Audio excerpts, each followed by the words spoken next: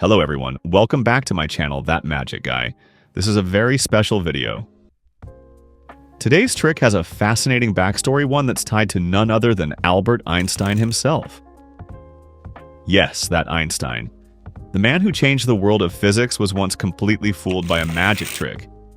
And not just any trick, but a routine so elegantly simple and deeply deceptive that even one of the greatest minds of all time couldn't figure it out. Now, this isn't just a story magicians tell each other for fun. It's actually documented in the collected papers of Albert Einstein. There's a section in it that describes the night Einstein was fooled by a legendary magician named Koran. In the book, it's mentioned that Koran used coins to fool Einstein.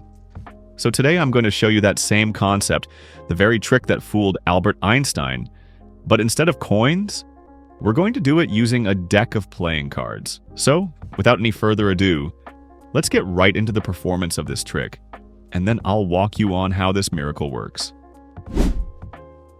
Here's how it looks.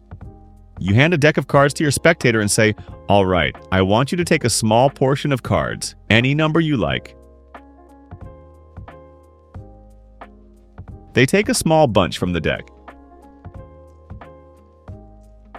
You do the same, grab a small portion for yourself. Then you both turn your backs to each other, and you each silently count how many cards you've taken.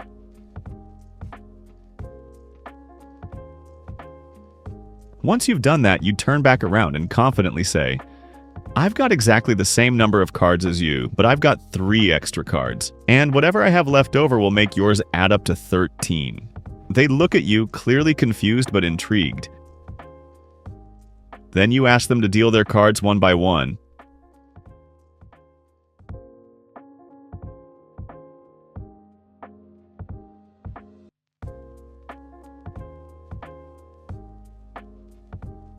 And let's say they count 12 cards.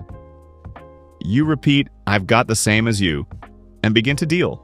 1, 2, 3, 4, 5, 6, 7, 8, 9, 10, 11, and finally 12. Then you add plus my extra 3, and when you spread the rest of your cards, you have exactly 1 left to make their total up to 13. You say, "You chose 12, so that's 1 more, and the total, like I predicted, is 13. They stare in disbelief. The math doesn't make sense, yet it's perfect. But you're not done. You smile and say, "Let's try this a different way." You shuffle the cards a little and tell them, "All right, this time, grab about a third of the deck and give those cards to me."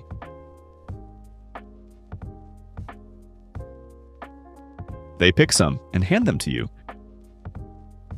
Then you tell them, "Okay, now I'll pick some for you."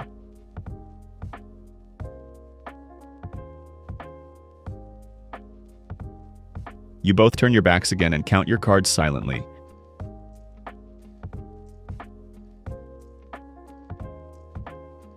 When you turn back, you look them in the eye and say, "I've got exactly the same number of cards as you're holding, plus 4 extra, and enough to make yours up to 13.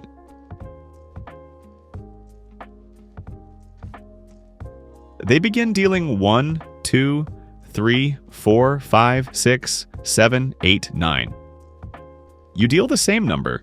1, 2, 3, 4, 5, 6, 7, 8, 9. Then you add, "and my extra 4, 1, 2, 3, 4. Finally, you reveal that what remains in your hand is once again enough to make their cards add up to 13. At this point, they're starting to look genuinely mind-blown, and that's when you go for the finale. "All right," you say, "one last time, grab about a third of the cards and then split them in half."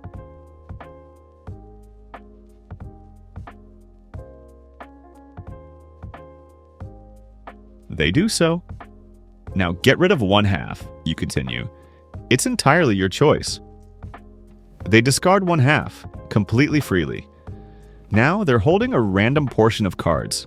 You tell them to count how many they have while your back is turned. Meanwhile, you take the cards they discarded, the ones they didn't keep, and you count yours too. When you both turn back around, you smile and say, "I have the same number of cards as you, plus 2 extra, and enough to make your total up to 15. They begin dealing 1, 2, 3, 4, 5, 6, 7, 8, 9, 10. You deal the same.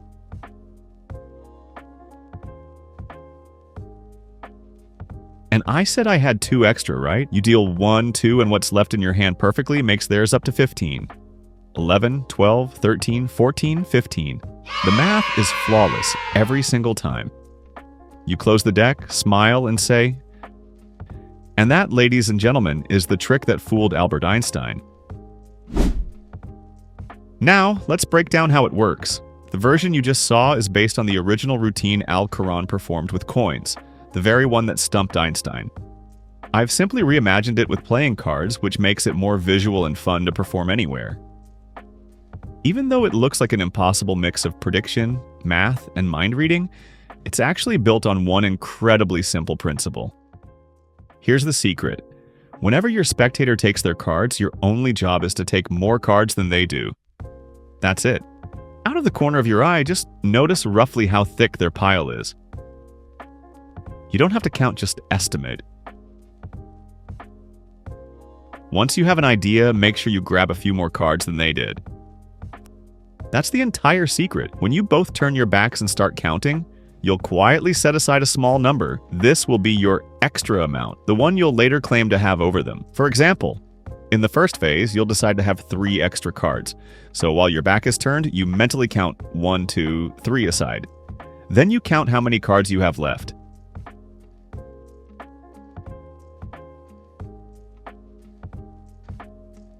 Let's say you count 16. So now you've got your math ready. You took 3 extra and you have 16 left. When you turn back, you confidently say, I've got the same number as you plus an extra 3 and enough left to make yours up to 16. And it works, no matter what number they took.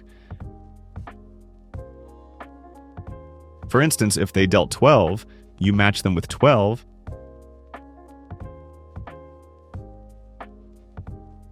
add your 3, and your remaining cards will automatically make their pile up to 16. It's that consistent and foolproof. You can try this at home with anything: coins, paper clips, sugar packets, or playing cards. The math holds up every time as long as the counting method stays consistent. The second phase follows the same logic but adds variation. This time, you ask them to hand you about a third of the deck. Since they're the ones giving you the cards, you already know you're likely holding more than they are. When it's your turn to pick cards for them, simply give them fewer than what they gave you.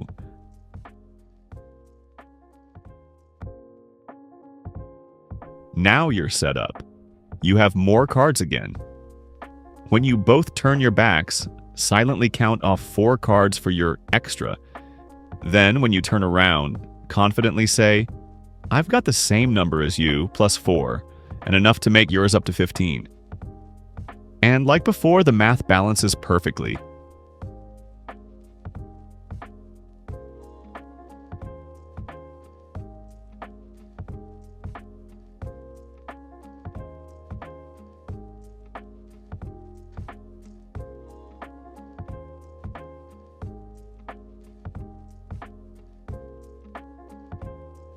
The third phase is my favorite because it feels the most fair and random.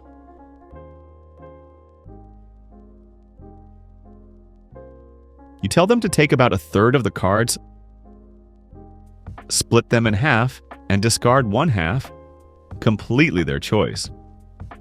At this point, it feels like you've given away all control, but you still have a small advantage. You can see roughly how thick their pile is, and when you pick up the discarded half, you simply make sure to grab a few extra cards than what they kept. When you both count silently, this time set aside 2 cards for your extra. Then, when you turn around, declare, I've got the same number as you, plus 2, and enough to make yours up to 15. The math will always align. Even if they pick 9 cards, your count will make their total perfectly reach 15. The beauty of this trick lies in its simplicity. You don't need sleight of hand or gimmicks, just confidence, observation, and good presentation. Watch their hands carefully to gauge how many they've taken. Be confident in your delivery when you say, I've got the same number as you. That statement alone creates the illusion of precision. And vary your extra number between 3, 4, and 2 to make each phase feel unique. Build the drama by pausing after every reveal. Let that disbelief sink in. And that's really all there is to it. The trick that fooled Albert Einstein is nothing more than a clever piece of math hidden behind good showmanship. It's elegant, clean, and utterly baffling when presented with confidence.